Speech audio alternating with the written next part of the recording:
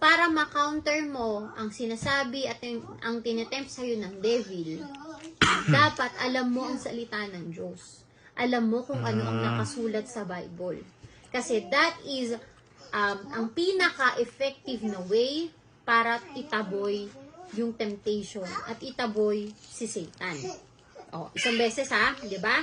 Pangalawang beses, if you are a son of God, he said, throw yourself down for it is written. See? Alam niya pati ang Bible.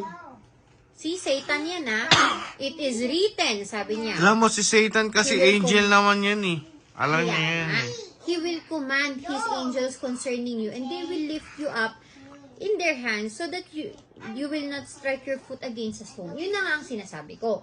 So, si Satan, alam din niya ang salita ni Lord. So, pwede niya rin gamitin yun sa'yo para i-tempt ka. Pero tatandaan mo, kailangan mas matalino ka kay devil. Diba? Kasi unang-una, kilala ka pala ni devil. Alam niya ang weakness mo. Alam niya kung kailan ka pinaka-weak. Alam din niya ang Bible. So, kung hindi mo siya i-outsmart, kung hindi mo siya i-outsmart,